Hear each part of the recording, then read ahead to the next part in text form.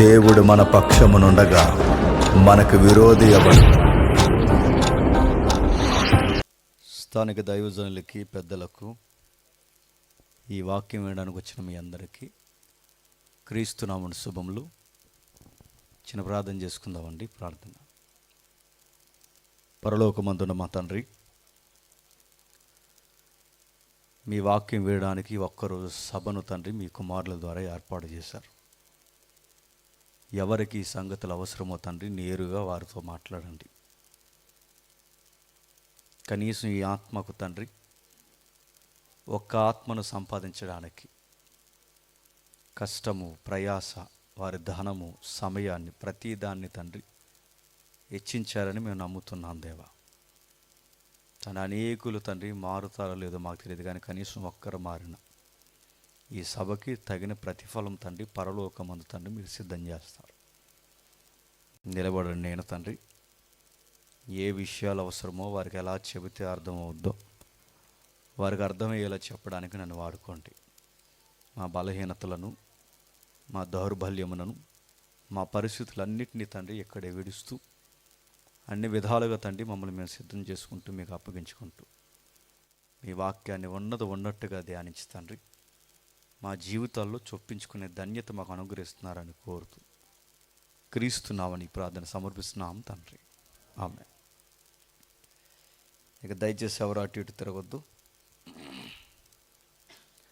అందరి దగ్గర బైబిల్ ఉందా? అపోస్తుల కార్యములు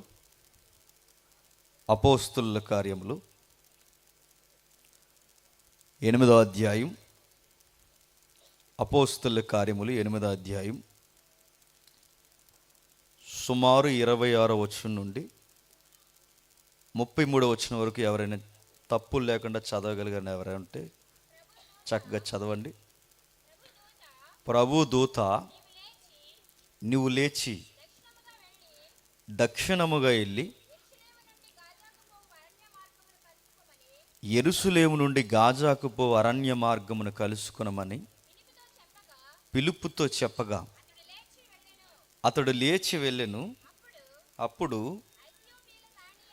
ఐథియోపియల రాణి అయిన కందాకే క్రింద మంత్రి అయి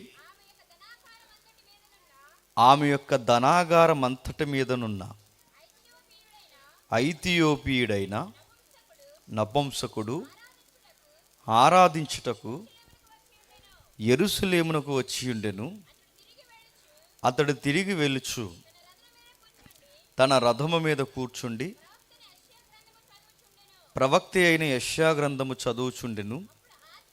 అప్పుడు ఆత్మ పిలుపుతో నీవా రథము దగ్గరికి పోయి దానిని కలుసుకొనమని చెప్పెను.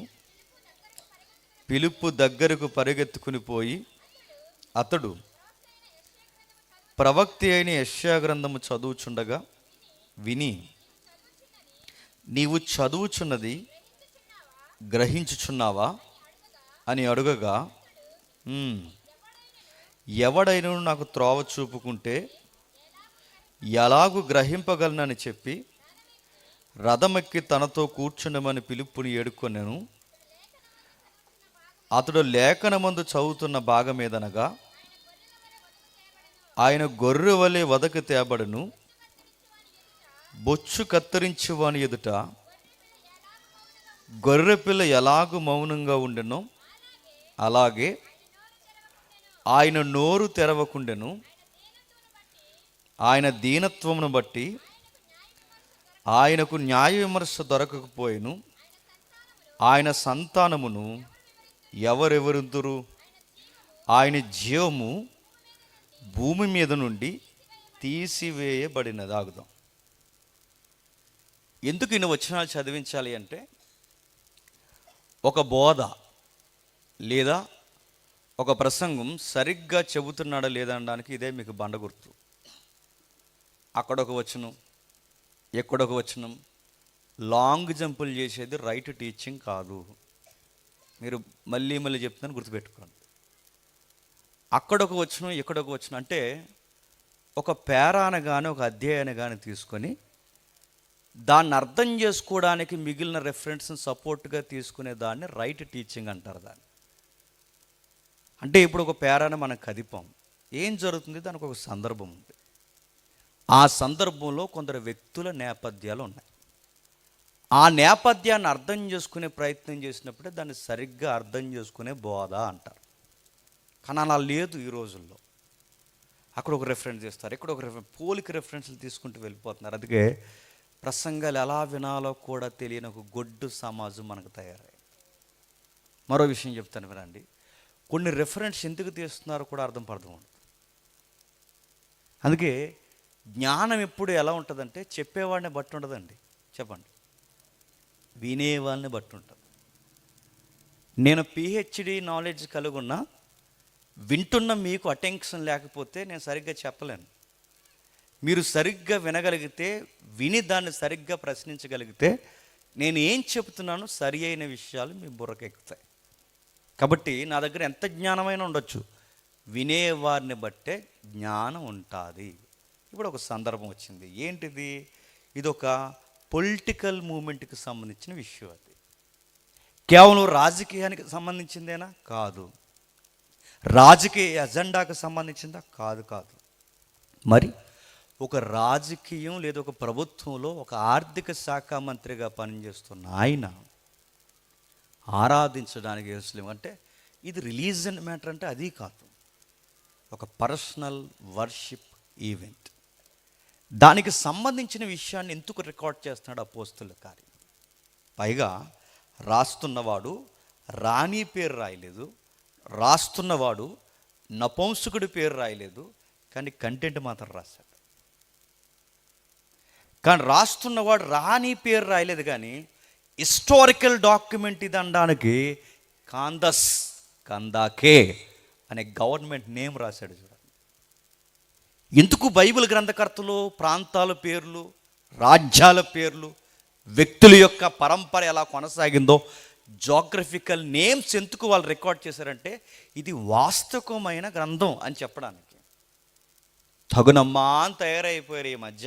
ఏమంటున్నారంటే బైబిల్కి ఎవిడెన్స్ లేవు, బైబిల్కి సాక్ష్యాలు లేవు, బైబిల్కి సాక్ష్యాలు లేవు, బైబిల్కి సాక్ష్యాలు. నీ బొందలేవు, ఉన్నాయి అనడానికి అక్కడ ఎవిడెన్స్ ఉందో చూడండి.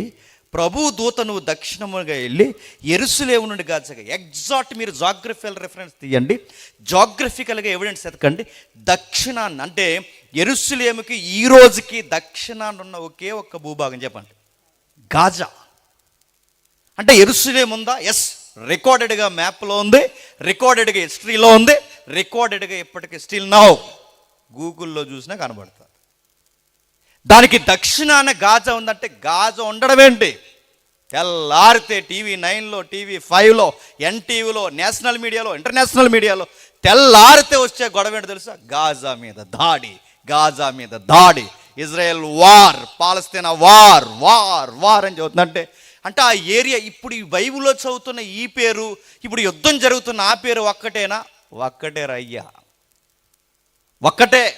ఎవిడెన్స్ లేదను కాదు, ఒక్కటే, అదే పేరు. గాజా తర్వాత ఎలా ఆక్యుపై చేయబడింది, ఎలా అయ్యింది, ఇదంతా తర్వాత చరిత్ర. కానీ మనకి రెఫరెన్స్ చూపిస్తుంది చూడండి. ఈ రోజుకి వార్తా ఛానల్లో పేర్లు వినబడుతున్నాయి. ఎక్కడ యెరూషలేము, ఎక్కడ గాజా, సుమారు 137-139 కిలోమీటర్ల ఆవలున్న ప్రాంతాన్ని ఈ రోజుకి రికార్డుగా మాట్లాడుతుంది. అక్కడికి ఇక్కడికి సుమారు ఒక 100 కిలోమీటర్ల పై మాట. ఇక్కడికి ఇన్ని కిలోమీటర్ల ప్రయాణం ఉంటే సుమారు ఎక్కడి నుండో వస్తున్నాడట. ఐథియోపియా లేటెస్ట్ నేమ్ చెప్పండి, ఇథియోపియా ఎక్కడుందో మీరు మ్యాప్లో గుర్తించండి. సౌత్ ఆఫ్రికాలో ఉంది. అది చీకటి ఖండం. ఈరోజు మనం ప్రపంచ చరిత్ర లేదా ఈ ఖండాంతరంగా మనం మాట్లాడుకోవడం మొదలు పెట్టుకుంటే అదొక చీకటి ప్రపంచం.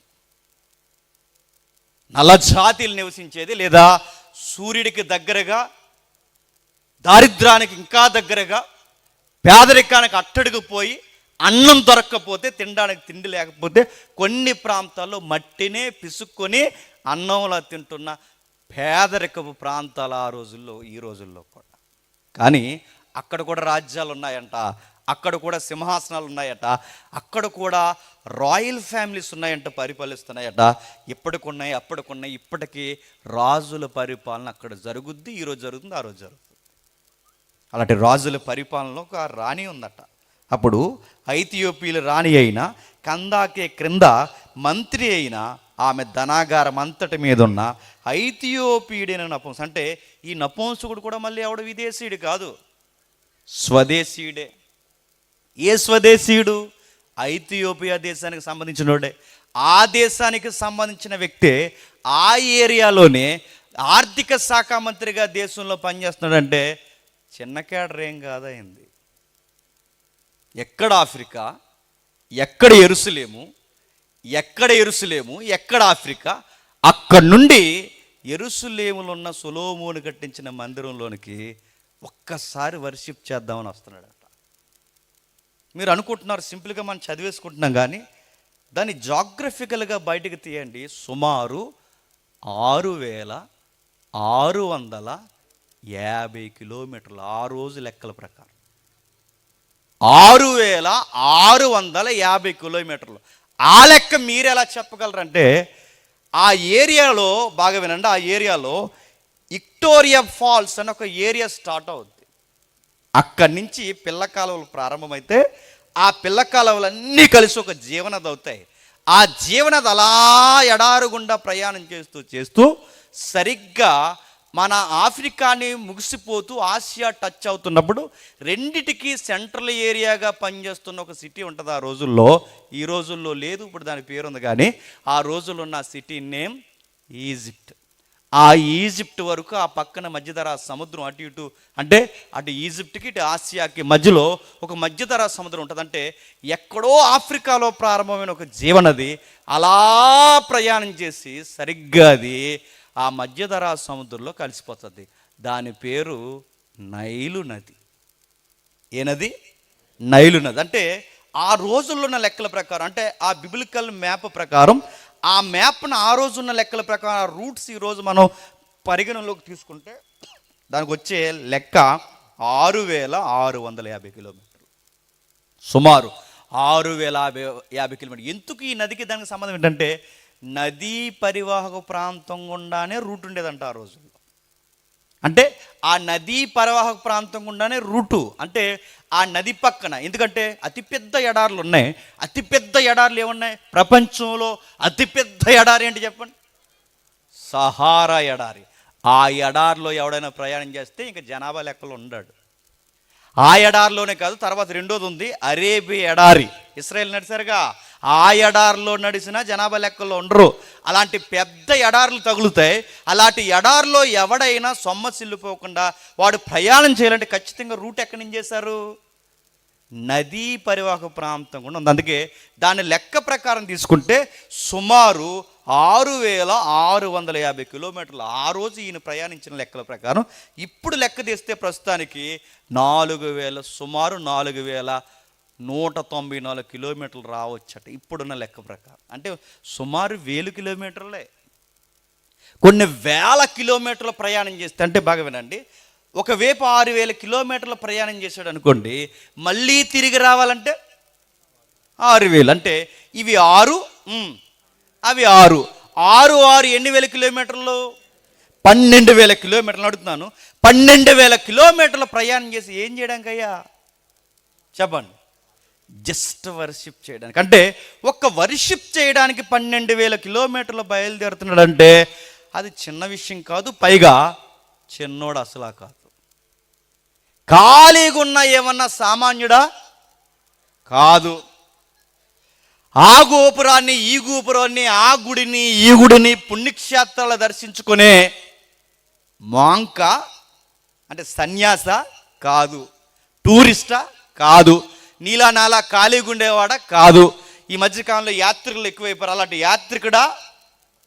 కాదు. ఆయన ఎవరు? ఒక ఆర్థిక శాఖ మంత్రి.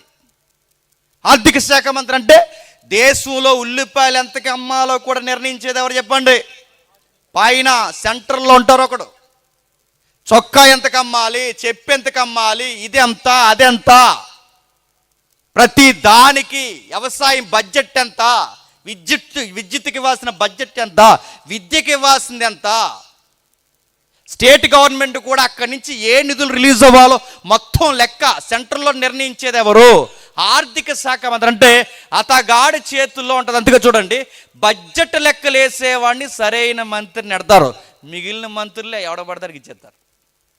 మీరు కావాలంటే చూడండి, పవర్ఫుల్ పదవులన్నీ కొన్ని ఉంటాయి. ఇప్పుడు ఇంకా ఈ మాట నేను డైరెక్ట్గా అనకూడదేమో, కొన్ని పవర్ఫుల్ పదవులు ఉంటాయి. ఆ పదవులు తింగరోళ్ళకి ఇస్తారు. మీరు చూడండి, కావాలంటే చూడండి, తింగరోళ్ళకి ఇస్తారు. వాళ్ళు సరిగ్గా అసెంబ్లీలో నిలబడి మా నియోజకవర్గంలో ఏం జరుగుతుందో కూడా వాళ్ళు చెప్పలేరు. ఎందుకంటే కరోనాలో పాస్ అయిపోయిన వాళ్ళు ఎలాంటి వాళ్ళు, వాళ్ళు కూడా అలాంటి వాళ్ళే. వాళ్ళు చెప్పరు. సార్వభౌమ, అది మీరు నమ్ముతారు లేదో, సార్వభౌమ అంటున్నాడు ఒక ఆయన. నేను అడుగుతున్నాను, అందుకే ఏ పదవులు ఎవరికిచ్చినా మీరు కావాలంటే చూడండి, రకరకాలు ఉంటాయి, రకరకాల శాఖలు ఉన్నాయి కదండి రాజకీయంలో, ప్రభుత్వంలో రకరకాల. ఎవరికి ఏ పదవులు ఇచ్చినా కానీ ఆర్థిక శాఖ మంత్రి మాత్రం తెంగరోడికి ఎవరు? మీరు కావాలంటే చూడండి. ప్రభుత్వానికి ఎన్నుముక లాంటి పదవది. ప్రభుత్వం దళసర ఆదాయం పెరగాలన్నా, ఉన్న ప్రభుత్వం కుప్పకూలిపోవాలన్నా, ప్రభుత్వం 10 కాలాలు ప్రజల మెప్పు కోరేదిలా ఉండాలన్నా, ప్రతి దానిని అమలు చేసే నాలెడ్జ్ ఎవరికి ఉండాలి చెప్పండి? ఆర్థిక శాఖ మంత్రికి ఉండాలి.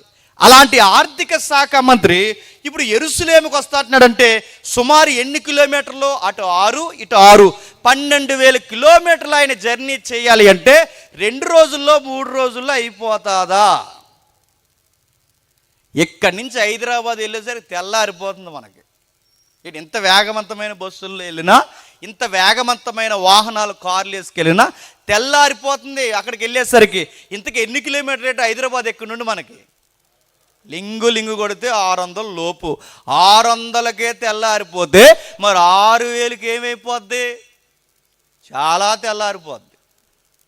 600కే మనకి హైదరాబాద్కి తెల్లవారిపోతుంది కదా, మరి 6,000కి 1 day, 2 days, 3 days, 1 week, 1 month అడుగుతున్నాను. కొన్ని నెలలు పడుతుందంటే సుమారు అది 3 నెలలో, ఎన్ని నెలలో మనకు తెలియదు, కానీ కొన్ని నెలల కాలం పడుతుందంటే ఇన్ని నెలలు రిస్క్ తీసుకుంటున్నాడంటే ఈ దేవునితో ఏదో ఆ మనిషికి అనుబంధం ఏర్పడింది. ఈ విషయం మనకు అర్థం కావాలి అంటే మళ్ళీ చెప్తున్నాను వినండి. ఈ సందర్భం మనకు అర్థం కావాలి అంటే ఆ వ్యక్తిని గురించి ప్రత్యేకించి ఇన్ని పేజీలు లేదా ఇన్ని రెఫరెన్సులు దేవుడు కేటాయించి రాయించాడంటే విరిగి నలిగిన హృదయం ఏదో ఉంది ఆ వ్యక్తికి. మనకి జెండర్కు సనాసనం మళ్ళీ చెప్తున్నాను, మనకి పురుషుడా స్త్రీయా ఆ జెండర్ అనే ఆ విషయాన్ని గురించి మనకు అనవసరం. కానీ ఇక్కడ మనం చూస్తున్నది ఒక బిలీవర్, అంటే ఒక విశ్వాసి. ఆ విశ్వాసికున్న కుతూహలం ఏంటి? పైగా ఇప్పటికిప్పుడు నేను పలానా టెంపుల్కి వెళ్ళి వస్తానంటే అంత ఈజీగా ఆయనకి సెలవులు దొరుకుతాయా? బలమైన కారణం చెప్పాలి రాణి గారికి. నేను అడుగుతున్నాను, ప్రైవేట్ సెక్టార్లో పనిచేస్తున్న వాళ్ళు కానీ, గవర్నమెంట్ సెక్టార్లో పనిచేస్తున్న వాళ్ళు కానీ, మనం సెలవు పెట్టాలంటే మన తల ప్రాణం తోక్కొచ్చేది. మనకి సెలవిస్తారా? ఎన్నిసార్లు నానమ్మని చంపేస్తాను చెప్పండి, ఎన్నిసార్లు అమ్మమ్మని చంపేస్తాను చెప్పండి, ఎన్నిసార్లు చచ్చిపోయిన మరి చచ్చిపోతారు. మా అమ్మమ్మ చచ్చిపోయిందండి, ఉదయం హార్ట్ అటాక్ వచ్చి సెలవు ఇప్పించండి సార్. నాన్నమ్మ చచ్చిపోతాడు, అమ్మమ్మ చచ్చిపోతాడు. మా వాడు ఒకడు ఉన్నాడు, భయం లేదు, వాళ్ళ మామయ్యని చంపేవాడు అత్తమాలన్నాడు. మరి మామయ్యని చంపే పోయి వెళ్ళారా, శాలకాలం అయిందని కూడా నడుతున్నాను. ఎవరో ఒకరు అంటే ఏదో కారణం అంటే, అరే చిన్న ఉద్యోగాలు చేస్తున్న మనకే బలమైన కారణం ఉంటే మనకే సెలవులు దొరకట్లేదే. దేశమే, ఆర్థిక పరిస్థితులే, దళసర ఆదాయమే, దేశం యొక్క ఈ వర్తకాల విషయాలు ఎవరి చేతుల్లో ఉంటాయో అలాంటి మెయిన్ ఫిగర్కి సెలవులు దొరకాలి అంటే ఎంత బలమైన కారణం ఉండాలి? పైగా అడుగుతున్నాను, బలమైన కారణం ఏం చెప్తాడు? తన భార్యకి బాగాలేదని చెప్తాడా? ఆయనకి పెళ్ళి అవ్వదు. తనకి పిల్లలు ఉన్నారని చెప్తారా? అసాధ్యము. తనకి చుట్టం పట్టం ఉన్న దాఖలాలు ఉన్నాయా? నెవర్. మనకు కనబట్టలేదు. అలాంటి విషయాలు ఏమన్నా రికార్డ్స్ ఉన్నాయా? లేవు. ఆయనకి నాన్నవారు లేరు, చెప్పుకునేవారు లేరు, పెళ్ళయ్యే అవకాశాలు లేవు. ఇక పెళ్ళంటే ఇక పిల్లలనే క్వశ్చనే లేదు. మరి ఆయన ఏ కారణాలు చెప్తాడు? ఏ కారణం చెప్పలేడు. పైగా నడుస్తాను, అబద్ధాలు చెప్పలేడు. ఎందుకు చెప్పలేడు? అబద్ధాలు చెప్పేవాడైతే దేవుడు ఆ వ్యక్తి గూర్చి కాబట్టి యథార్థవంతుడు అంటే ఆయన అబద్ధం ఏం చెప్పడు. ఖచ్చితంగా ఆ మేడం జీకి ఏం చెప్పుంటాడు చెప్పండి, ఏం చెప్పుంటాడు? ఖచ్చితంగా చెప్తాడు. ఏమని చెప్పునా, నేను దేవుణ్ణి ఆరాధించడానికి వెళ్తాను. ఏవయ్యా దేశంలో ఇంకెక్కడ దేవుళ్ళు లేరని యెరూషలేముకి వెళ్తామని అడుగుతుందా, అడగదా? మన విలవేల్పులు లేరా, కులదైవాలు లేరా, దేవుళ్ళు లేరా, ప్రకృతి దేవుళ్ళు లేరా? ఆఫ్రికాలో ఈ రోజుకి ఎంతమంది దేవుళ్ళు లేరండి? పురాతనమైన కాలం నుంచి ఎంతమంది దేవుళ్ళు లేరు, ఎన్ని నమ్మకాలు లేవు. ఇక మన దేశంలో దేవుళ్ళే లేరా? మన దేశంలో దేవతలే లేరా? మన దేశంలో విలవేలుపులు లేవా? మన కులదైవాలు లేవా? మన ఆఫ్రికా ఖండం మొత్తం మీద నీకు దేవుడే కనబడలేదా? ఎక్కడో సుమారు 6,000 కిలోమీటర్ల అవతలున్న ఆ జెరూసలేం సిటీకి వెళ్ళి ఆరాధించి వస్తానంటున్నావంటే ఈ దేవుళ్ళకి ఉన్నదేంటి, ఆ దేవుళ్ళకి లేనిదేంటి? ఖచ్చితంగా అడుగుతుంది, అడగదా? అడుగుతాది. అడిగినప్పుడు ఆయన దగ్గర సమాధానం ఒకటి ఉంది. ఆ సమాధానం ఏంటో తెలుసా? తన లైఫ్ ఎక్స్పీరియన్స్ నుంచి ఒక సమాధానం ఉంది. ఆ సమాధానం ఏంటంటే, మేడంజీ నేను చాలా గుడులు తిరిగాను, గోపురాలు తిరిగాను, ప్రకృతిని మొక్కాను, ఎన్నో చేశాను, కానీ నేను ఎక్కడికి తిరిగినా నాకు తెలియనిది ఒకటి తెలిసింది మేడంజీ. నేను చాలా గుడులు గోపురాలకు పోయాను, కానీ ఏ దేవుడు ఎప్పుడు నాతో మాట్లాడలేదు, కానీ ఒక్క దేవుడు మాత్రం నాతో మాట్లాడాడు. ఆ మాట్లాడే దేవుడి దగ్గరికి వెళ్ళాలనుకుంటున్నాను మేడంజీ అని చెప్పాడు. ఎలా మాట్లాడతాడు? కుమారి అండం. ఎలా మాట్లాడతాడు? బీరువా సాటు నుంచి మెల్లని స్వరం. అవి తర్వాత విషయం, మళ్ళీ చెప్తున్నాను. అలాంటివి లేవు ఇక్కడ. ఎలా మాట్లాడుంటాడు? సత్యము సత్యముగా వినండి. ఎలా మాట్లాడుంటాడు? కలలోకి వచ్చి ప్రత్యేకంగా ఇదంతా కాదండి. అది నాకు రాదు, నాకు చెప్పే ఎక్స్పీరియన్స్ లేదు, అది చెప్పేవారి గురించి నేను ఆర్గ్యుమెంట్ చేయట్లేదు. కానీ ఎలా మాట్లాడుంటాడో తనకు ఒక ఎక్స్పీరియన్స్ ఉంది బైబిల్లో. ఆ నపుంసకుడికి ఏం ఎక్స్పీరియన్స్ ఉంది? ఎలా మాట్లాడుంటాడు? ఎలా మాట్లాడుంటాడంటే ఖచ్చితంగా మీరు గమనించండి. ఎలా మాట్లాడుంటాడు? తనకు చాలా జీవితంలో అవమానాలు ఎదురై ఉంటాయి. ఖచ్చితంగా అవమానాలు ఎదురవుతాయి. ఖచ్చితంగా ఆయనకు అవమానాలు ఎక్కడ ఎదురవుతాయంటే ఘనమైన కార్యక్రమాలు, ఫంక్షన్ జరుగుతున్న టైంలోనే ఎదురవుతాయి. అవుతాయి అవ్వ? ఫంక్షన్కి ఎలా వస్తారండి? భార్య, పిల్లలు, తోకలు ఎన్ని ఉంటాయండి? అందరు పట్టుకుని అడావుడిగా మ్యాచింగ్లు రకరకాలుగా వస్తాం. బుడ్డోడికి వాళ్ళ నాన్నకు ఒకటే షర్ట్ ఉంటుంది, మళ్ళీ అలా ఆవిడికి ఏదైతే ఉందో ఆ పై ఆవిడ వేసుకునేదానికి ఆయన షర్ట్కి మళ్ళీ చిన్న మ్యాచింగ్ ఉంటుంది. ఎంతో నడుతున్నాను, అడావుడికి వస్తారు, రకరకాలుగా వస్తారు, నడుతున్నాను, వాళ్ళందరూ వస్తారు. ఇలాంటి కార్యక్రమాలు జరిగినప్పుడు నేను ఊహించి చెప్తున్నాను, జస్ట్ ఒక వ్యాఖ్యానంలో ఉన్నది చెప్తాను. ఊహించి ఆయన అర్థం చేసుకోవడానికి, ఆయన స్థితిని అర్థం చేసుకోవడానికి ఉదాహరణ మాత్రమే.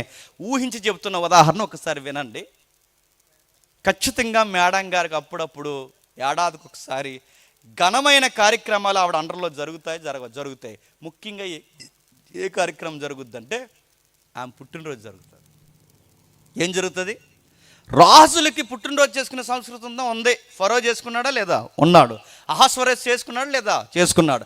ఏ రోజు చేసుకుంటున్నాడు లేదా? చేసుకున్నాడు. అంటే రాజుల చరిత్రలో ఘనంగా వాళ్ళు చేసుకునే ఈవెంట్ ఏంటి చెప్పండి?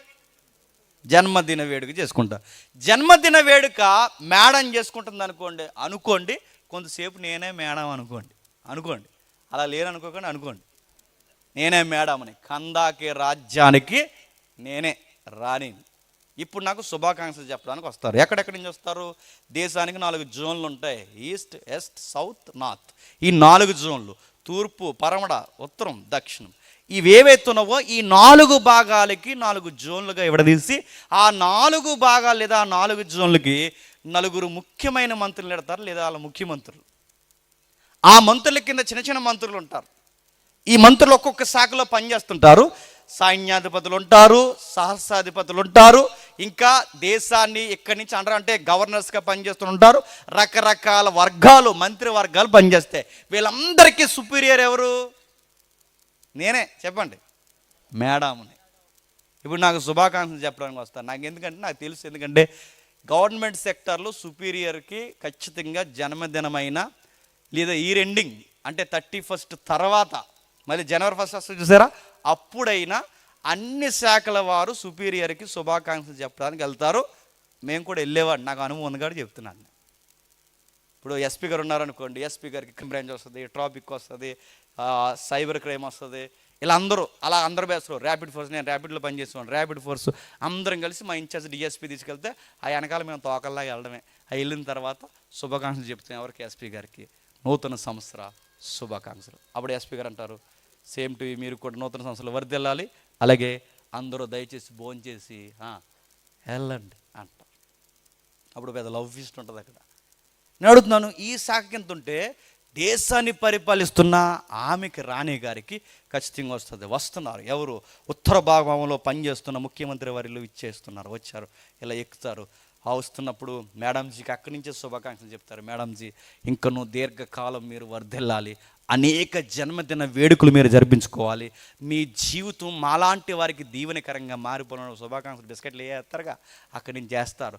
వచ్చిన తర్వాత పరిచయం చేసుకుంటారు మంత్రి వాళ్ళు ఏమన్నట్టు, ఇదిగో మేడంజీ నేను ఉత్తర భూభాగంలో పనిచేస్తున్నాను, లేదా దక్షిణ భూభాగంలో పనిచేస్తున్నాను పరిచయం చేసుకుని, ఇంకో నేను మేడంజీ నా కింద పనిచేస్తున్న మెన్ పవర్ ఎవరైతే ఉన్నారో వీళ్ళందరూ, వీళ్ళ సహస్రాధిపతులు, సైన్యాధిపతులు వీళ్ళందరూ, అలాగే ముఖ్యంగా మా family members, my wife, my childrens, ఇదిగో మేమంత కుటుంబ సమేతంగా వచ్చాం మేడంజీ అని. కానీ మేడం ఏమంటుంది, ఎంత సంతోషం, కుటుంబ సమేతంగా నాకు శుభాకాంక్షలు చెప్పడానికి వచ్చారు. వెళ్ళే ముందు అందరూ భోజనం చేసి వెళ్ళండి, ఎవ్వరు భోంచేయకండి వెళ్ళదు, భోంచే. అలా దక్షిణ నుంచి వస్తారు, ఉత్తర నుంచి వస్తారు, ప్రతి ప్రాంతం నుంచి వస్తారు, రకరకాల మంత్రులు వస్తారు, శుభాకాంక్షలు చెప్తారు, సైన్యాధిపతులు వస్తారు, శుభాకాంక్షలు చెప్తారు. వీళ్ళందరిలో కాత హై కేటగిరీ కలిగిన ఆయన కూడా వస్తాడు. ఆయన పేరు ఇప్పుడు మనం చెప్పండి, ఈ నపుంసకుడు కూడా వస్తాడు. ఈ ఫ్లోలో భాగమేనండి. అందరూ పిల్లల్ని పరిచయం చేసుకుంటారు, భార్యను పరిచయం చేస్తారు, రకరకాల వ్యక్తుల్ని పరిచయం చేసుకుంటారు, అందరూ వ్యక్తుల్ని పరిచయం చేసుకుంటారు. కానీ తాను పరిచయం చేసుకుంటున్నప్పుడు మేడంజీ మీరు వర్ధిల్లాలి, మీకు ఇంకా ఆరోగ్యం ఆ దేవుడు ఇవ్వాలని నేను కోరుకుంటున్నాను అన్నప్పుడు, ఓకే చాలా థ్యాంక్ యూ అండి, ఒక్కరే వచ్చారు అందరూ ఫ్యామిలీస్ వచ్చారు అని గబుక్కుమని అనేసింది అనుకోండి, ఏమైపోతాడు చెప్పండి. అలవాట్లు అనేసింది అనుకోండి, ఎంతమంది ఉన్నారండి అలవాట్లు, మీరు ఒక్కరే వచ్చారు అనేసి వెంటనే నాలుగు కొరుకుని అయ్యో సారీ అండి మీరు నపుంసకులు కాదా అందనుకోండి, ఏమైపోతాడు చెప్పండి. బాధపడతాడు. ఖచ్చితంగా ఊహించండి, ఇలాంటి వానికి ఎదురై ఉండవా? ఎదురవుతాయి. అందరు కుటుంబాలతో ఉన్నప్పుడు ఆయన కుటుంబం లేనప్పుడు ఎదురవ్వా? అందరూ సంతోషంగా ఉన్నప్పుడు అన్నీ ఉన్నా ఒంటరిగా బతుకుతున్న ఆయనకి పలుమార్లు నేను ఒంటరోడినన్న ప్రశ్న ఆయనకి రాదా? ఆయనకి డబ్బుంది, ఆయనకి పేరుంది, ఆయన చేతుల్లో దేశం ఆర్థిక పరిస్థితులు నడుస్తున్నాయి, కానీ అన్నీ ఉన్నా కానీ ఆయనకి నాన్నవారు ఉన్నారా? లేరు. ఇలాంటి బాధలు ఆయనకి ఎదురవుతున్నప్పుడు బాగా వినండి, ఇది కూడా ఊహించండి. ఇలాంటి బాధలు ఆయనకి ఎదురైనప్పుడు రాణిగారి ప్యాలెస్ నుంచి తనుంటున్న ప్యాలెస్కి, రాణిగారి యొక్క అంతఃపురం నుంచి తనుంటున్న తన హౌస్కి వెళ్ళిపోవడం, కానీ ఈయన కూడా చిన్న చిన్న ప్యాలెస్ ఉంటుంది, అక్కడి నుంచి ఇక్కడికి వెళ్ళిపోవడానికి మార్గం మధ్యలో జస్ట్ ఊహించండి, ఈ యొక్క లేదంటే ఈ ఒంటరి కలిగిన వారికి, ఈ సండులకి ఎవరైతున్నారో వీళ్ళకి బాధ కలుగుతుందంట. ఆ బాధ ఏంటో తెలుసా? ఎండిపోయిన చెట్టుని చూసి, ఎండిపోయిన చెట్టుని చూసి బాధపడుతున్నారంటే. ఏమని బాధపడుతున్నారంటే, అయ్యో ఎండిపోయిన చెట్టుని చూసి బాధపడితే ఇలా అన్నాడు, నువ్వు చెట్టువే కానీ నీకు ఏ పచ్చని ఆకు లేదు, నీకు ఆకులు లేవు, ఫలములు లేవు, కానీ పేరుకు చెట్టువి, ఎండిపోయిన చెట్టువి. నువ్వెలాగో పేరుకి చెట్టువై ఉండి ఫలములు లేకుండా ఉన్నావో, నేను కూడా పేరుకి మనిషినే కానీ నాకు ఏ ఫలము లేదు. నేను కేవలం పేరుకి మనిషినే, నేను ఒంటరోడిని, నాకు ఏ ఫలము లేవు, నాకు వివాహం లేదు, నాకు పిల్లలు లేరు, నా జీవితానికి చెప్పుకోవడానికి ఏమీ లేదు. బాధపడతాడు. ఈ బాధపడుతున్న అలాంటి బాధలు ఇంటికి వెళ్ళిన తర్వాత బాగా వినండి, ఇంకా బాధ పెట్టేసే విషయం ఏంటంటే, ఇంట్లో పనిచేసే వాళ్ళు ఉంటారు కదండి, జస్ట్ ఊహించండి అంతా. ఈ పనిచేసే వాళ్ళందరూ చకచక అయ్యగారు వస్తారు, ఆ రథం వేసుకుని వస్తారుగా, ఆ రథం మీద చకచక వచ్చినట్టునే అక్కడి నుంచి ఆయన చేయబెట్టుకుని దించుతారు, లోపల తీసుకొచ్చేస్తారు. వచ్చిన వెంటనే ఆ ఇంట్లో వర్కర్స్ ఎవరైతే ఉన్నారో అంతా పని చేస్తున్నప్పుడు చకచక వేడి నీళ్ళు పెడతారు, స్నానం చేయించేస్తారు, ఉతుకుని వస్త్రాలు ఇస్తారు, మంచి బట్టలు వేసుకుంటాడు, డైనింగ్ టేబుల్ ఉంటుంది, భోజనానికి 4-5 కూరలు వండుతారు, చక్కగా ఆయనకు భోజనం పెడతారు, ఇసురుతారు, చక్కగా తింటారు. అన్ని కార్యక్రమాలు అయిపోతాయి, వంట సర్దేస్తారు, కావలసినవన్నీ సర్దేస్తారు, ఇల్లు ఊడ్చేస్తారు, నీట్గా చేసేస్తారు, అంత అయిపోయిన తర్వాత వీళ్ళందరికీ ఇన్ఛార్జ్ ఉంటారు కదా, ఈ పనులందరికీ ఇన్ఛార్జ్ ఉన్నవాడు సరిగ్గా అయ్యగారు నిద్రపోతున్న టైంలో అలా మంచం దగ్గరికి వెళ్ళి ఆయన అలా కూర్చున్నప్పుడు సరిగ్గా స్లోగా ఆయన దగ్గరికి వచ్చి ఒక మాట అంటారు, సార్ మీరేమనుకోనంటే చిన్న పర్మిషన్ అడుగుతున్నాను సార్, వంట అంతా సర్దేస్తాం, ఇల్లంతా ఊడ్చేస్తాం, అన్నీ చక్కబెట్టేస్తాం, సైన్యానికి కూడా భోజనం పెట్టేస్తాం, సెక్యూరిటీ వాళ్ళు కూడా మెలకుగా ఉన్నారు, మీరు దయచేసి పర్మిషన్ ఇస్తే చెప్పండి ఇంటికి వెళ్తాం సార్, ఇప్పటికే చాలా ఆలస్యమైంది, మీరు దయచేసి పర్మిషన్ ఇస్తే ఇంటికి వెళ్తాం సార్ అంటే బాగున్నా అక్కడతో ఆగరు. ఏమంటారంటే మా ఇంటికాడ చెప్పండి మా భార్య పిల్లలు ఎదురు చూస్తా. అది ఎలా ఉంటుందండి ఆయనకి? మా ఇంటి దగ్గర భార్య పిల్లలు ఎదురు చూస్తున్నాను ఆయనకి ఎలా ఉంటుంది చెప్పండి? నాకు అన్నం పెట్టేవాడు కూడా కుటుంబం ఉంది, నాకు స్నానం చేయించేవాడికి కూడా కుటుంబం ఉంది, నాకు నీళ్ళు ఇచ్చేవాడికి కూడా కుటుంబం ఉంది. ఇవన్నీ లోపల దిగమింగుకుని పంటి వెనకాల తన బాధను దాచుకుని జాగ్రత్తగా వెళ్ళండి, మళ్ళీ రేపు ఉదయాన్నే త్వరగా వచ్చేయండి అని బాధపడినప్పుడు ప్యాలెస్ అంతా నిశ్శబ్దంగా ఉంటుంది. మీరు ఊహించండి ఒకసారి, ఒంటరిగా లోపల ఎక్కడో కూర్చుంటాడు, చెప్పుకునే ఉద్యోగం ఉంది, కావాల్సినంత డబ్బు ఉంది, కానీ గుండెల్లో ఏదో బాధ ఉంది. ఆ బాధల్లో లోపల అలా కూర్చుని ఉంటాడు. అలా కూర్చుని ఉన్నప్పుడు ఆ నిశ్శబ్దంగా నిద్రపోదాం అనుకుని నిద్ర రాదు. ఎందుకంటే ఈ గుండెకు దరిద్రం ఉంటుంది. ఆ దరిద్రం ఏంటంటే ఎక్కువ బాధ ఉన్నా నిద్ర రాదు. చెప్పండి, ఎక్కువ సంతోషం అని నిద్ర రాదు. వస్తుందా? రేపు పండగనండి, ఇవాళ నిద్ర వద్దు మనకి, సంతోషంలో రాదు మనకి. రేపు పండుగ అంటే ఈరోజు నిద్రం, రేపు ఊరు వెళ్తున్నాం అంటే ఈరోజు నిద్రం, ఇంకెవరిని నిద్రనేమో మనం. ఆనందం ఎక్కువైతే నిద్ర రాదు ఈ గుండెకి, ఆనందం ఎక్కువైన నిద్ర రాదు. చెప్పండి, బాధ అందుకే సమానంగా ఉండాలి. మనకు తెలియక ప్రార్థన చేస్తాం, ప్రభువా మొత్తానికి బాధలు నా జీవితంలో తీసాను, నిద్ర రాదు మనకి. జీవితంలో బాధలు లేకుండా తీసాను అలా అనుకో, తీసాడంటే నిద్ర అవ్వ, ఇంకా నిద్ర అవ్వకపోతే సగం రోగాలు వచ్చి చచ్చిపోతుంది త్వరగానే. సమానంగా ఉండాలి, బ్యాలెన్స్గా ప్రసంగిలో ఉన్నట్టు అది ఉండాలి. చెప్పండి, ఇది ఉండాలి. ఎవరో ప్రసంగి ఇక్కడ అంటుంటే నేను విన్నాను, ఎక్కువ సంతోషం ఉన్నానట, సంతోషం కూడా బోరు కూడా ఎత్తదట ఒక రోజుకి. కాబట్టి బ్యాలెన్స్గా ఉండాలి. ఈయనకి బాధ ఎక్కువైపోయింది. ఆ బాధ ఇప్పుడు ఆయన నిద్ర వస్తుందా? అటు తిరుగుతాడు, ఇటు తిరుగుతాడు, అటు తిరుగుతాడు, ఇటు తిరుగుతాడు, అలా తిరుగుతాడు, ఇలా తిరుగుతాడు. ఆ బాధల్లో అటు ఇటు తిరుగుతున్నప్పుడు ఆయన నిద్ర రాదు. ఆ నిద్ర రాని టైంలో ఆయనకు ఒక అలవాటు ఉంది. ఆయన మనసు బాగోపోయినా, డ్యూటీ నుండి వచ్చిన ఆ నిద్ర రాలేని టైంలో, ఆయన మనసు బాగాలేని టైంలో ఖచ్చితంగా ఒకే ఒక పుస్తకం ఉంది. ఆ పుస్తకం పేరు మీకు తెలుసు, చెప్పండి. యెషయా గ్రంథం చుట్ట ఆయన దగ్గర ఉంది. ఆ బాధన టైంలో ఆయన చేసే ఒక మంచి పని ఏంటంటే ఖచ్చితంగా బైబిల్ చదువుతాడు. కానీ ఆ బైబిల్ చదువుతుంటే ఈయనతో వచ్చిన గొడవ ఏంటంటే, ఆ బైబిల్ని ఈయన చదువుతుంటే, బాగా వినాలి, ఆ బైబిల్ని ఈయన చదువుతుంటే ఈయన్ని చెప్పండి ఆ బైబిల్ చదువుతుంది. అదే బైబిల్ కొన్న గొప్పతనం. బైబిల్ కొన్న గొప్పతనం ఏంటంటే దీన్ని మనం చదవడం కాదు, చెప్పండి, అదే మనం చదివేస్తుంది ఎదవా అని చెప్తుంది మనకి. అంటే మాసి లాంగ్వేజ్లో చెప్తున్నాను, ఏ భేదం లేదు, చెప్పండి, పాపులు. అది ఖచ్చితంగా మన లోపాలు బయటపెడుతుంది, మన బలహీనతను గమనిస్తుంది. అందులో ఉన్న గొప్పతనం ఏంటంటే మనకి విమోచన ఎలా ఉందో ధైర్యం కూడా చెప్పండి చెబుతుంది, ఒక రూట్ చూపిస్తుంది. మన బలహీనతలు ఏంటో చెప్పడమే కాదు, మనకు కావలసిన చెప్పండి ఒక సమాధానం ఎక్కడుందో కూడా చెప్తుంది. అందుకే ఈ బైబిల్ కొన్ని గొప్పతనం మనతో మాట్లాడుతుంది.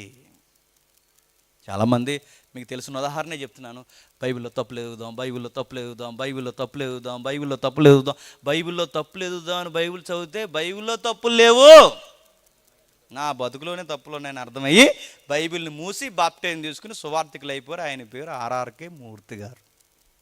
అదే రేడియోలో చెప్పేవారు కదా, ఇంకా ఆయన కూడా తెలియకపోతే ఇంకా రేపు తూర్పు అయిపోయింది చూడటమే. ఇంకా ఇలాంటి వాళ్ళు తెలరు, వెళ్ళిపోయాడు మహానుభావుడు, ఖచ్చితంగా పరలోకంలో ఉంటాడు. అడుగుతున్నాను, ఆయన కూడా బాగా వినండి. ఆయన తప్పులు పడదాం, మిషనరీస్నే క్వశ్చన్ చదువుదామని ఆ రోజుల్లో ఆ బ్రాహ్మణుడు తప్పులు పడదాం చదివాడు. తనకు అర్థమైంది, నేను ఈ బైబిల్ చదువుతుంటే ఈ బైబిల్ నన్ను చదువుతుంది అని. చదివాడు చదివాడు చదివాడు చదివాడు చదువుతుంటే ఒక మాట గమనిస్తున్నాడు. ఏ మాట? యెషయా గ్రంథం 56వ అధ్యాయం. ఈ నపుంసకుడు చదువుతూ ఏం చదువుతున్నాడు? యెషయా గ్రంథం 56వ అధ్యాయం 3వ వచనం నుండి. 56వ అధ్యాయం 3వ వచనం నుండి. యెహోవాను హత్తుకొని అన్యుడు నిత్యముగా నన్ను వెలివేయనని అనుకోవద్దు. ఫస్ట్ కేటగిరీలో ఈయన దేనికి సంబంధించిన చెప్పండి? అన్యుడు. అన్యుడా ఇశ్రాయేలీయుడా? అన్యుడు. ఆ అన్యుడైన వాడు, ఇప్పుడు జెండర్ ఫీలింగ్ కదా అక్కడ, ఆ అన్యుడైన వాడు మొట్టమొదట నేను ఇశ్రాయేలుని కానే, నాకు సున్నతి లేదే అని అనుకొనవద్దు. ఈ దేవుడే కేవలం ఇశ్రాయేలుకే కాదు, చెప్పండి, అందరికీ దేవుడే. కాకపోతే ఎవరి ప్రాసెస్ ఎలా వెళ్ళాలో ఆయన ఒక ప్రణాళిక వేసుకుంటూ వచ్చాడు. ఆ ప్రణాళిక అర్థం కాక ఏమంటున్నారంటే ఈ సిమ్ కార్డు ఇక్కడ పనిచేయదు, చెప్పండి, ఆ ఇజ్రాయేల్లోనే పనిచేస్తుంది అన్నారు. ఈ సిమ్ కార్డులు అమ్ముకునేవాడు ఒకప్పుడు, ఈ సిమ్ కార్డు పనిచేది ఎవరన్నాడు, ఆ పెద్ద అని మీకు తెలుసులేండి. ఈ సిమ్ కార్డు ఇక్కడ పనిచేది, ఇజ్రాయేల్ దేశంలో పనిచేద్దంటే నేను సిమ్ కార్డుతో దేవుడికి పోలికేటండి. మరి కొంతమంది ఏమంటున్నారంటే ఇలా బైబిల్ విరోధులు అందరూ ఏమంటున్నారంటే ఇంకో అందరు దేవుడు అనకండి, మాకు అక్కడే కావాల్సింది అన్నారు. మరి ఎవరు అన్నారు, మా దేవుడు అనండి. అందరు దేవుడు అంటే మాకు నచ్చదు, మా దేవుడు అనండి, అప్పుడు ప్రాబ్లం ఉండదు. అందరు దేవుడు అంటేనే ప్రాబ్లం వస్తుంది. ఏ అంటే మీ నాన్న మీకున్నాడు, చెప్పండి, మీరు ఎంతమంది నాన్నలు ఉన్నారండి? లైవ్ వెళ్తుంది కాబట్టి నేను అంటలేదు, కానీ ఒక మాట అడుగుతున్నాను. ఒకవేళ ఆ స్టాండింగ్లోనే తీసుకుంటే మా నాన్న మాకు, మీ నాన్న మీకంటే మన బైబిల్ ప్రకారం చెప్పండి నడుతున్నాను, ఆ స్టాండింగ్, ఆ కొలత మీకు ఎడితే ఎంతమంది ఉన్నారు చెప్పండి? అందుకొద్దు, లైవ్ వెళ్తుంది కాబట్టి. ఇక్కడ ఈ మధ్య సెగ్గడ్లు వేస్తున్నావు వారికి, అందుకొద్దు. సరే, ఏదైతే బాగా వినండి, ఈయన చదువుతున్నాడు, అందరి దేవుడు, ఈయన అందరికీ దేవుడు. నిత్యముగా యెహోవా తన జనుల్లో నుండి నన్ను వెలివేయనని అనుకొనవద్దు, సండుడు నేను ఎండిన చెట్టునని అనుకొనవద్దు. బాగా వినండి, వీళ్ళకుండే బాధ ఏంటట, నువ్వు పేరుకు చెట్టువే కానీ నీకు పచ్చని ఆకు లేదు, నేను పేరుకు మనిషినే కానీ నాకు ఏ ఫలము లేదు. చెట్లను చూసి కృంగిపోకు, నీ జీవితాన్ని చెట్లతో పోల్చుకునవద్దు, నేను ఎండిన చెట్లను అనుకునవద్దు, నేను నియమించిన శ్రాంతి దినములను ఆచరించుచు నాకు ఇష్టమైన వాటిని కోరుకొనుచు నా నిబంధన ఆధారము చేసుకొనుచున్న సండులను గూర్చి యెహోవా ఇలాగు సెలవిచ్చుచున్నాడు, నా ఇంటను నా ప్రాకారములోను ఒక భాగము వారికి ఇచ్చేది. ఏమంటున్నాడు, నేను వీళ్ళని ఇష్టపడాలి అంటే కారణం వినండి, సండుడైనా నపుంసకుడైనా ఇక ఎవరైనా, ఇవన్నీ అడుగుతున్నాను, వీళ్ళందరూ రకరకాల పేర్లతో పిలువబడినా ఇంచుమించు ఒకే బలహీనతకి చెందినట్టుగానే మనకు కనబడుతుంది. అంటే వీళ్ళ మొత్తం మీద జెండర్ ప్రాబ్లం ఉంది వీళ్ళకి. అది మనుషుల వల్ల జరిగిన, పుట్టుకలో నుంచి వచ్చిన, ఎలా జరిగినా వీటిని మాట్లాడుకుంటే రకరకాల కేటగిరీ ఉన్నాయి. సండుడు వేరంటారు, నపుంసకుడు వేరంటారు, ఇంకా మాట్లాడుకుంటే ఇప్పుడు ట్రెండ్లో మాట్లాడుకోవాలంటే ఎల్జీబీటీ, లెస్బిసియన్స్, రకరకాల కేటగిరీస్ ఉన్నాయి. ఇవన్నీ ఇప్పుడు చెప్పేది మీకు పిహెచ్డీ ఏమి నేర్పించను, కానీ మనకు కావాల్సిన మాత్రం ఒక విషయం అయితే ఉంది. మనకు కావాల్సింది ఏంటంటే మొత్తం మీద ఒక ప్రాబ్లం ఉన్న వ్యక్తి, ఆ ప్రాబ్లం ఉన్న వ్యక్తి ఖచ్చితంగా ఎలా ఫీల్ అవుతాడు అంటే ఆయన చెబుతున్నాడు, తన బాధ ఉందట, నేను దేవుణ్ణైన నేను మిమ్మల్ని అన్యులుగా చూడను, మిమ్మల్ని వ్యతిరేకించను. ఎప్పుడంటే మీరు నన్ను, నా కట్టలను ఆధారము చేసుకొని నా యొద్దకు వచ్చి నేను చెప్పింది మీరు పాటిస్తే నా ప్రాకారంలో, నా ఇంట్లో ఒక భాగాన్ని ఇస్తాను. అడుగుతున్నాను, దేవుడి ఇల్లు అంటే ఏదండి? ఈ దేవుడికి దేవుడి మాన్యం ఏమైనా ఉందా? అడుగుతున్నాను, ఈ దేవుడి ఇల్లు అంటే ఏది? నిత్యత్వంలోనట వీళ్ళని ప్రత్యేక గౌరవం ఇస్తాడంట, గుర్తుపెట్టుకోండి. అంటే తన ఇంట్లో ఎలా ఇస్తాడో అంటున్నాడు చూడండి, కొడుకులు కూతుర్లు అనిపించుకున్నట్టు కంటే శ్రేష్టమైన పేరు చెప్పండి వారికి పెట్టుచున్నాను, కొట్టివేయబడని నిత్యమైన పేరు వారికి పెట్టుచున్నాను. నడుతున్నాను, ఏం ఫీలింగు? బిడ్డలు లేరనా, బిడ్డలు అనిపించుకోవాలనా, కూతుర్లు అనిపించుకోవాలనా, కొడుకులు అనిపించుకోవాలనా, లేకపోతే నీకు కూతుర్లు కొడుకులు ఉన్నారనా? ఈ ఫీలింగులు వద్దు, బాధపడిపోకండి. ఎందుకంటే ఆల్రెడీ కూతుర్లు కొడుకులు ఉన్న వాళ్ళే ప్రాణాలు పోతున్నాయి లేదు, చెప్పండి, పోవట్లేదని అడుగుతున్నాను. కొంతమంది తల్లిదండ్రులు ఏడుస్తున్నారు. ఏమని ఏడుస్తున్నారు? రే నువ్వు పుట్టకముందే బాగున్నావురా అంటున్నారా లేదా? ఆ కొడుకులు కావాలి నీకు, నువ్వు పుట్టకముందే బాగున్నా, చేతిలో డబ్బులు అయ్యా ఆడేవి, నువ్వు పుట్టావరా తల పోటు, నీకు చదువు లేదు, ఏమీ లేదు. చివరికి మా మీద ఎంతకో బెదిరించుతాడు వాళ్ళ అమ్మని. ఎవడనమన్నాడు నిన్ను సారు అన్నాడట. ఎవరు అనమనరు, ముఖ్యమంత్రి ఏం చెప్పాడు, మీ అయ్యి చెప్పాడు. మీ అయ్యి ఎందుకు అనమన్నాడు అంటే మీ అయ్యికి ఆ రోజు అది తినాలనిపిస్తుంది, ఆయన సంపాదిస్తున్నాడు కదా, నువ్వు సంపాదించడు, అప్పుడు నీ కక్క ముక్క డొక్కెడతారు.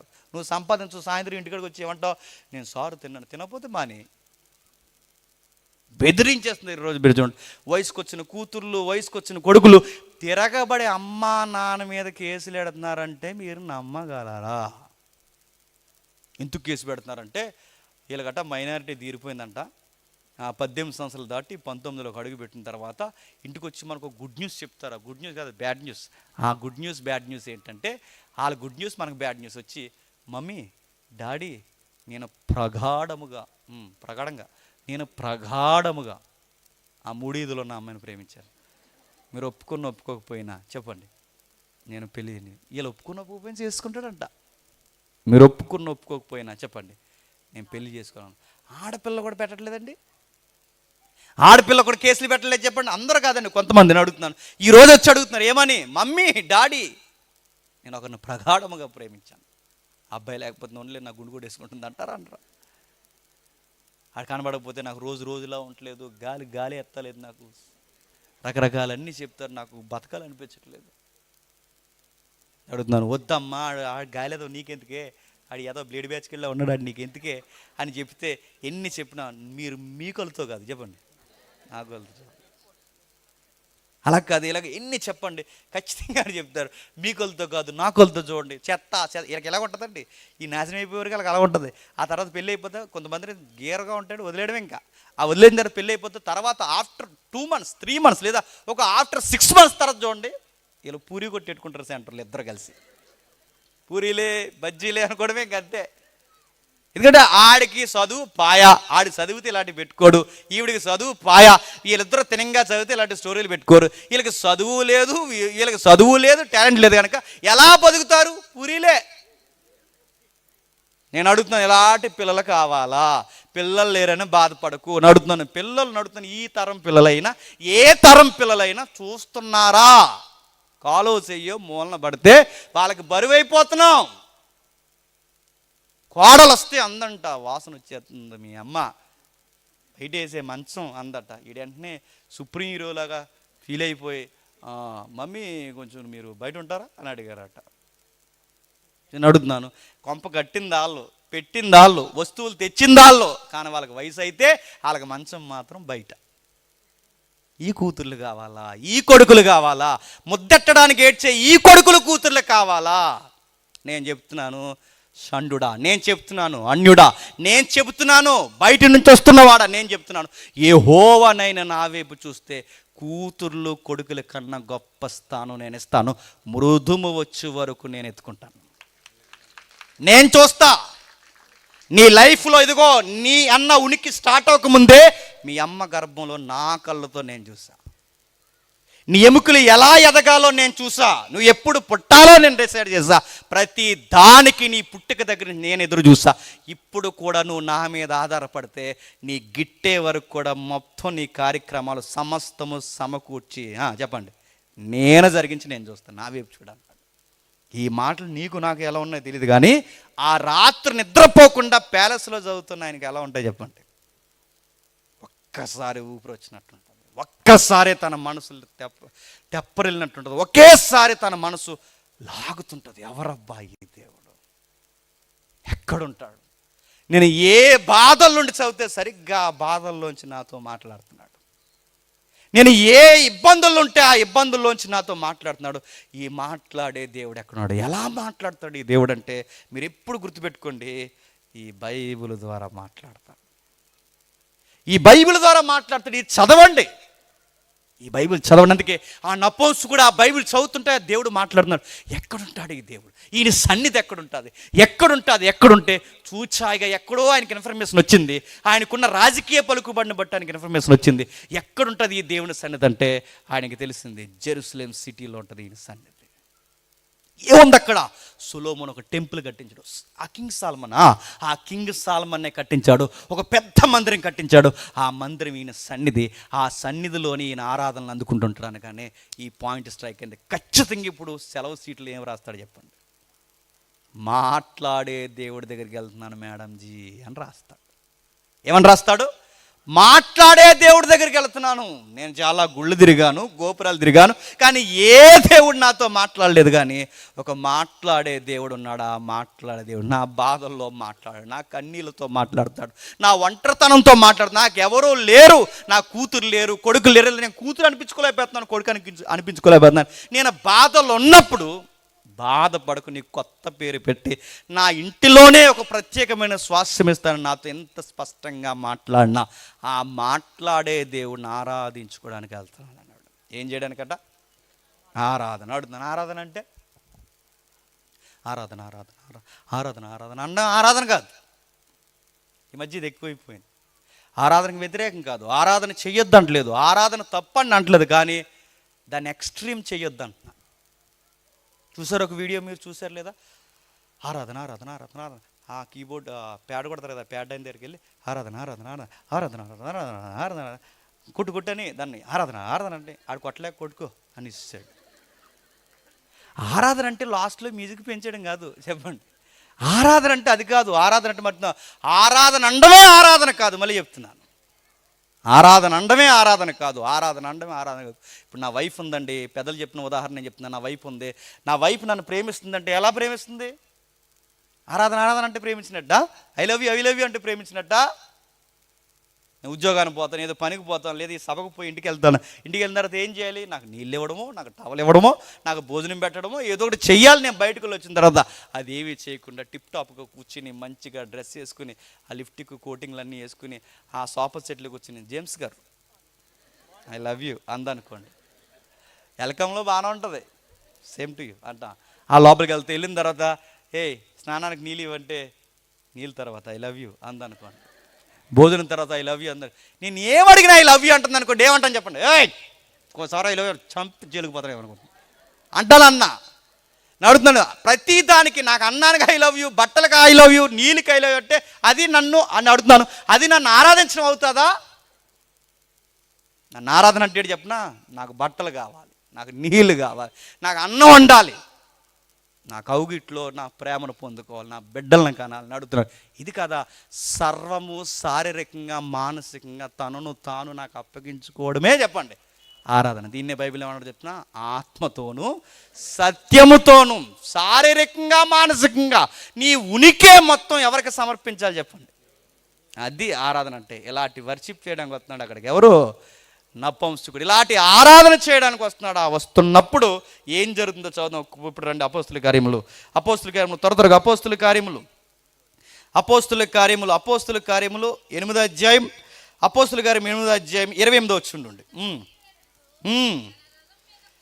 తన రథము మీద కూర్చుండి ప్రవక్త అయిన యెషయా గ్రంథము చదువుచుండెను. పిలుపుతో నీవు ఆ రథము దగ్గరికి పోయి, పిలుపు దగ్గరికి పరిగెత్తుకుని పోయి ప్రవక్త అయిన యెషయా గ్రంథం చదువుతుండగా ఏం చేశాడట? పరిగెత్తుకుని పోయి, ఎక్కడి నుండట? యెరూషలేము నుండి చెప్పండి గాజాకు వరకు. మన ఆత్మ ఎలా తీసుకొచ్చిందో తెలియదు, కానీ సుమారు యెరూషలేము నుండి గాజాకి రౌండ్ ఫిగర్ వేసుకుంటే 130 కిలోమీటర్లు అండి. పోనీ అక్కడి నుంచి తీసుకొచ్చాడు. అక్కడి నుంచి తీసుకొచ్చిన తర్వాత పరిశుద్ధాత్ముడు ఆయన గాల్లో తీసుకొచ్చాడు. ఎలా తీసుకుని మనకు తెలియదు. మొత్తం మీద తీసుకుని వచ్చి అక్కడ పెట్టాడు. అక్కడ పెట్టిన చెప్పండి పరిగెడతాను. అడుగుతున్నాను, పరిశుద్ధాత్మ దేవుడు ఇలా అంటే బాగున్నాం. పరిశుద్ధాత్మ దేవుడు ఆ రథాన్ని ఆపి ఆయనతో కొంచెంసేపు సువార్త మాట్లాడంటే బాగున్నాం. రథాన్ని ఆపమని లేదు, రథం ఆపమని లేదు. ఎందుకు? రథం ఆపాడు అనుకోండి, రథం మీద ఆ వ్యక్తి ఏం చదువుతున్నాడు? బైబిల్ చదువుతున్నాడు. ఇప్పుడు ఆయన రథం మీద బైబిల్ చదివితే ఇప్పుడు ఆయన బైబిల్ చదవడం ఆపకూడదంటే చెప్పండి రథం ఆపకూడదు. రథం ఆపితే చదవడం ఆపేస్తాడు, చదవడం ఆపకూడదంటే రథం ఆపకూడదు. అందుకే ఆ పాస్టర్ గారిని, ఆయన పేరు పిలుపు, ఆ పాస్టర్ గారిని ఆయన ఏం చేశాడు చెప్పండి? పరిశుద్ధాత్ముడు పరిగెట్టండి అన్న. పరిగెడుతూ సువార్త చెప్పిన రికార్డు ఎవరిది చెప్పిన చరిత్రలో? ఈ సువార్త చేయమనండి ఈ తరం వాళ్ళందరూ. నేను 5 కిలోమీటర్లు లాక్కుండా సువార్త చెప్పంటే చచ్చిపోతాం సువార్త అవధిలోకి. ఎందుకు ఈ మాట అంటే చెప్పిన, మీటింగ్ రావాలంటే ఎంతమంది వస్తారు? పరిగెట్టించాలి వాళ్ళందరూ. నేను మీటింగ్ రావాలంటే ఎంత, సుమారు ఒక 2,000 మంది వస్తారా అంటేనే డేట్ ఇస్తారట. 2,000 మంది వస్తారా, 50,000 వేస్తారా, డేట్స్ కన్ఫర్మ్ చేసుకోవడానికి 10,000 వేస్తారా, ఏ రూమ్ తీస్తారు అడుగుతున్నాను. కారు పెడతారా, ఫ్లైట్ పెడతారా, ఎంత ఇస్తారు, ఒకరోజు సభకైతే ఎంత, ఇలాంటి లెక్కలు మాట్లాడే దొంగ మొక్కల్ని పిలవకండి అని మళ్ళీ చెప్తున్నాను పిలవకండి. అలా టోడ్ని మీరు విడిసారంటే మీ కిడ్నీలు అమ్మించేస్తాడు. మళ్ళీ చెప్తున్నాను, నేను అడుగుతున్నాను. వాళ్ళకి కలిగింది ఇస్తారు, వాళ్ళకు తోసింది పెడతారు, వాళ్ళ చక్కగా చూసి పంపిస్తారు. సేవకులన్న గౌరవం వాళ్ళకు తోసింది పెట్టి పంపుతారు. బేరాలు ఎంతకు ఆడుతున్నావు? ఇలా బేరాలు ఆడేవాడిని మళ్ళీ చెప్తున్నాను, ఫిలిప్ మినిస్ట్రీ అప్పచెప్పాలంటే వాళ్ళందరికీ పరిగెట్టు, రథ వెనక బస్సు వెళ్తున్నా, బస్సు ఆగే వరకు ఆక్కట సువార్ చెప్పాను అంటాడా? ఒక ఆయన అన్నాడట, ఏమన్నాడు తెలుసా, మీకు సేవకుని చూసుకోవడం రాలేదు అన్నారట. వై అని అడిగితే అన్నాడట, ఎవరైనా కూర వండుతారా అన్నారు. మరి ఏమండాలి? నాటుకోడు గుండెగలు కావాలంటే దీనికి గుండెకి ఇజాలి నీకు. మళ్ళీ చెప్తున్నాను, అడుగుతున్నాను, అవి కావాలి ఇవి అడుగుతాను. సిగ్గుండాలంటే కొన్నిసార్లు కొన్ని అడగాలంటే మోమాటం అడుగుతున్నాను. అది తోసింది పెడతారండి. అడుగుతున్నాను, సేవకులు అనగానే అపోజ్ చేసి పెడతారండి, మళ్ళీ అందులో కూడా అడుగుతున్నారండి. ఇంకేమనాలండి? లైవ్ వెళ్తుంది లేదా వాళ్ళు చాలా విషయాలు చెప్పేద్దాను నేను. ఒక ఆయన కానుకు తక్కువ ఇచ్చారని కొత్త పరుపు ఇంట్లో తట్టిపోయాడు. ఎవరైనా అడగండి నన్ను, చెయ్యొచ్చా అని అడుగుతున్నాను. సరే, కొత్త పరుపు ఇంట్లో ఉందని ఇంకా ఓపెన్ చేయలేదు, పట్టిపోయాడు కారు మీద కట్టుకుని. ఎవరైనా ఒకవేళ వాళ్ళు వింటే కనుక వాళ్ళ దేవుడు మార్చును గాక. అది ప్రజలకు మాదిరికరం కాదు కాబట్టి దేవుడు ఇస్తాడండి. సర్వం పోషించేవాడు ఏ టైంకి ఎంత అవసరం మనకి ఇవ్వడండి, ఇస్తాడు. అడుగుతున్నాను, పిలిప్పుని చూసి నేర్చుకోండి. పరిగెట్టంటే పరిగెడతారు, కూర్చోమంటే కూర్చుంటారు, ఆ పేదింటికి వెళ్ళంటే వెళ్తారు, అక్కడ నిలబడంటే నిలబడతారు. అది కదా ఆ సేవ అంటే. ఉన్నతమైన సేవ చేస్తూ ఆయన పరిగెడుతూ ఎవరైనా ఆ యెరూషలేము లేదా ఆ యెరూషలేము సంఘంలో 7గురిలో ఎవరైతే 7గురు ఉన్నారో ఆ 7గురిలో యాక్టివ్ మెంబర్ అయినా స్టెఫను తర్వాత అలాంటి మెంబర్ని ఇక్కడ తీసుకొచ్చి పరిగెట్టించమంటే పరిగెడుతున్నాడు. పరిగెట్టి ఒక మాట అన్నాడట, నువ్వు చదువుచున్నది గ్రహించున్నావు. ఇప్పుడు చెప్పండి, బైబిల్ ఎలా చదవాలి? గ్రహిస్తూ చదవాలి. కానీ బైబిల్ ఎలా చదువుతున్నారు? మనశ్శాంతి కోసం చదువుతున్నారు. బైబిల్ ఎలా చదువుతున్నారు? చదవకపోతే ఈరోజు యాక్సిడెంట్లో పోతామేమో చదువుతున్నారు. అదొక సెంటిమెంట్గా చదువుతున్నారు. బయట వాళ్ళు మంత్రాలు రాసుకుంటారు తెలుసా, 100 సార్లు రాసుకోవాలి, 200 సార్లు ఇలా చదివే వాళ్ళు ఉన్నారు తెలుసా. బైబిల్ని అలా చదవకూడదు. ఉద్యోగానికి వెళ్ళే ముందు హాయ్ చెప్పినట్టు ఒక రెఫరెన్స్ చదవడం, క్యాలెండర్ మీద ఒక రెఫరెన్స్ చదవడం. లేదా కొంతమంది ఇంకో అదో రకమైన బతకస్తున్నారు, ఏడాదికి ఒక లైసెన్స్ బిల్ తీసుకుంటారు. దాని పేరు వాగ్దానం కార్డులు వ్యతిరేకం కాదండో, నేను తీసుకోండి. కానీ అది మాత్రమే చదివేసి వెళ్ళిపోకు. నువ్వు అధ్యాయం చదవాలి, దాన్ని గ్రహిస్తూ చదవాలి.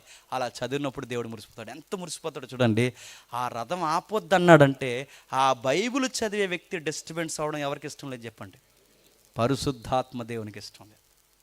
మన బైబిల్ ఇంట్రెస్ట్గా చదివితే పక్కన ఎవరు మురిసిపోతారు చెప్పనా? ఈ బైబిల్ రాయించిన పరిశుద్ధాత్మ మురిసిపోతుంటాడు. ఆయన గ్రంథాన్ని చదువుతుంటే మురిసిపోతుంటాడు. డిస్టర్బ్ చేయకూడదు అనుకుంటారు. దరిద్రం ఏంటంటే అప్పుడే వస్తాయి మనకు ఫోన్లన్నీ, అప్పుడే వస్తాయి మనకి ఎలా బయటికి పోదాం రా అని. అప్పుడే వస్తాను. అడుగుతున్నాను, మీరు బైబిల్ దగ్గర కూర్చున్నప్పుడు డిసైడ్ అయిపోండి, ఈ 1-2 గంటలు ఖచ్చితంగా చదివే బయటికి వెళ్ళాలని. నీ దేవుడు నీకు ఇచ్చిన విలువైన నిశ్శబ్దంలో దేవుడు నీతో మాట్లాడే విలువైన సమయం, దాన్ని క్వైట్ టైం అంటారు. దాంతో మాట్లాడాలి. ఆ టైంలో నువ్వు బైబిల్తో మాట్లాడాలి. బైబిల్ నీతో మాట్లాడాలి. సరిగ్గా మాట్లాడుతున్నాడు. ఆ మాట ఎంత ఇంట్రెస్ట్గా చదువుతున్నాడు. అందుకే ఆయన చూడండి, టైంపాస్కి నడుతున్నాడు. టైంపాస్కి మార్గం మధ్యలో సహారా కనబడుతుంది, నైలు నది కనబడుతుంది, ఆ ఎడార్లు కనబడతాయి, ఎన్నో ఆయన కనబడుతుంది. ఇన్ని కనబడినప్పుడు అతను చూస్తూ ఉన్నాడా? జర్నీలో కూడా ఏం చదువుతున్నాడు చెప్పండి? మనం ఏం చేస్తాం చెప్పండి? ఆపండి రథము, తీయండి సెల్లు, నొక్కండి సెల్ఫీ, పెట్టండి ఇంకా స్టేటస్. ఎక్కడిది అని అడిగారట. అక్కడది అన్నారట. నువ్వెంత ఖాళీగా ఉన్నావో నీ స్టేటస్ చూసి వాళ్ళు ఎంత ఖాళీగా ఉన్నారో. స్టేటస్లు ఎక్కడికెక్కడ వెళ్ళిపోయింది చూడండి. చెరువు దగ్గర ఉంటే స్టేటస్, చెరువులోకి దిగితే స్టేటస్, అన్ని స్టేటస్లు ఇప్పుడు అన్నీ. అలాంటివి లేదైనా టూర్కి వెళ్ళి మొన్న చెప్పకూడదులేండి, చచ్చిపోయిన వాళ్ళ దగ్గరకు వచ్చి కూడా సెల్ఫీలు. స్టేటస్లు. ఈయన అడుగుతున్నాను, ఒకవేళ ఆయనకి మొబైల్ ఇచ్చినా మొబైల్ చూడండి చెప్పండి. బైబిల్లో చూస్తాడు, బైబిల్ చదువుతున్నాడు. ఎందుకంటే తనతో మాట్లాడుతున్నాడు దేవుడు. చదువుకుంటున్నాడు. చదువుతుంటే ఒక విచిత్రమైన భాగం తగిలిందట. నాకు ఎవరు చెప్పకపోతే, ఎవరు మార్గం చూపించకపోతే నాకు ఎలాగ నా లేఖనం భాగం ఏదనగా, ఆయన గొర్రె వలె వదకు తేబడను, బొచ్చు కత్తిరించువాని ఎదుట గొర్రెపిల్ల ఎలాగూ మౌనంగా ఉండెనో అలాగే ఆయన నోరు తెరవకుండాను. ఏంటంటే ఏం చెప్తున్నాడండి? బొచ్చు కత్తిరించు వాని ఎదుట గొర్రె ఎలా మౌనంగా ఉందో, గొర్రె పిల్ల ఎలా మౌనంగా ఉందో, నోరు తెరవకుండా ఎలా ఉందో, దీనత్వం కలిగి ఎలా అవుతున్నాడో ఒక వ్యక్తి అలా ఉన్నాడట. తన సంతానమును కానీ, సంతాపాన్ని కానీ, ఆయన జీవాన్ని కానీ, ఆయన ఉనికిని కానీ గౌరవించే ఎవరు లేరట. ఈ భూమి మీద నుంచి అన్యాయంగా తన ఊపిరిని తీసేశారట. ఆశ్చర్యపోయాడు. నావే బాధలు అనుకున్నాను, నావే కన్నీళ్ళు అనుకున్నాను, నాదే నిట్టూర్పు అనుకున్నాను. నాకన్నా ఎంత దారుణంగా బాధ అనుభవించిన ఆ వ్యక్తి ఎవరు?